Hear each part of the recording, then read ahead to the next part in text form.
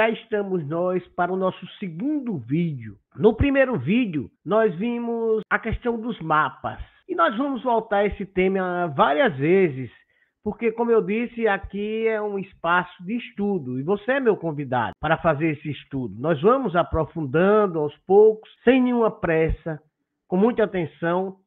Este vídeo é até mais introdutório do que o primeiro. Nós vamos falar de uma questão que não podemos contornar simplesmente. Nós vamos falar de criacionismo e evolucionismo. Nós vamos falar também de uma breve introdução à psicologia evolucionista. Então, assim como o outro vídeo, esses vídeos vão começar a construir uma ideia como se fosse uma coxa de retalhos. Nós vamos retomar temas, voltar temas. Mais na frente, nós vamos trazer perguntas dos telespectadores, dos seguidores. Nós vamos trazer pessoas para enriquecer os temas, vamos fazer algumas entrevistas. O importante é a gente ter em mente que o nosso tema é basicamente a psicologia evolucionista e como a psicologia evolucionista pode nos ajudar a ter uma vida mais saudável nesse momento em que sanidade não é coisa que esteja muito em tela.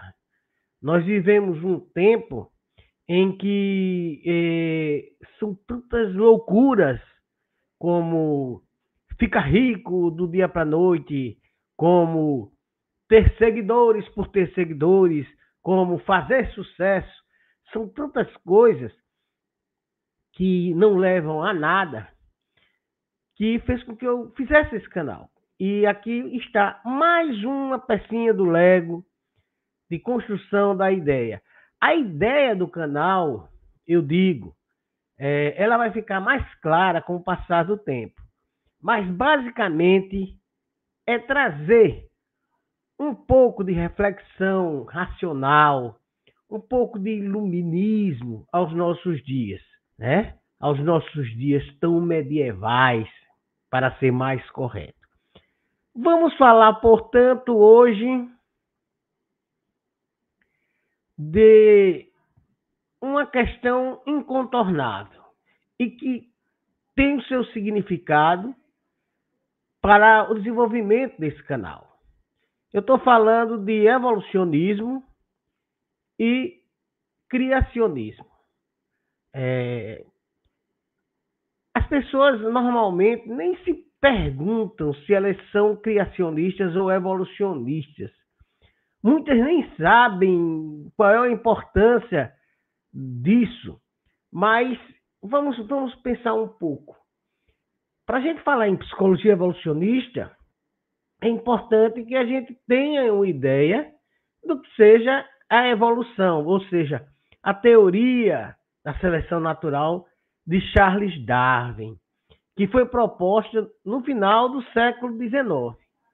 Então, veja, até Darwin, claro que existiam tentativas no sentido de propor uma ideia da evolução, até nos pré-socráticos nós tínhamos um pouco dessas ideias. O que imperava no pensamento geral, antes do livro A Evolução das Espécies, de Charles Darwin, que foi publicado no século XIX, a ideia que prevalecia era a dada pela Bíblia, pelo menos aqui no Ocidente. Então, essa ideia dada pela Bíblia era a ideia de que o universo, a Terra, a vida, foram criados por uma entidade divina. Então, existia um plano de criação. Por isso que se fala em criacionismo.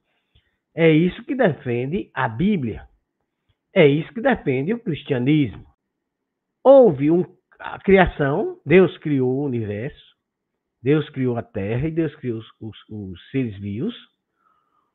Ou não. Vamos ver quais são essas duas ideias de uma forma mais clara. Na Bíblia se fala da Gênesis. Então, a Gênesis, para algumas pessoas que são ditas criacionistas, ela fala de um evento real e concreto. Isso é o criacionismo. Por outro lado, existe o evolucionismo. O evolucionismo se fundamenta basicamente e principalmente num livro chamado A Evolução das Espécies, de um biólogo inglês chamado Charles Darwin. Existe o criacionismo puro, religioso, mas existe o evolucionismo teísta e o evolucionismo ateísta. Quais são eles? O evolucionismo ateísta defende a ideia de que não existe Deus, que a vida ela é regida por leis naturais, ela foi criada não por acaso, mas porque o universo, as leis naturais permitiram que a vida surgisse, mas que a vida e a evolução segue cegamente. Mas além dessas duas perspectivas, há uma terceira perspectiva, que é o evolucionismo teísta. O evolucionismo teísta é uma ideia, para mim, bastante sofisticada. E um representante dessa evolução, do evolucionismo teísta seria, na minha opinião, o Ken Wilber. Então a ideia é: a evolução é real, a evolução existe, o Gênesis é uma metáfora, mas a evolução não é cega. A evolução tem alguns parâmetros, tem alguns objetivos. Assim como Wilber, pensadores que o antecedeu pensam dessa forma. Vou dar um exemplo: o Teilhard de Chardin. Vou dar um outro exemplo: o Bergson. E a gente vai falar deles mais tarde. Plotino também.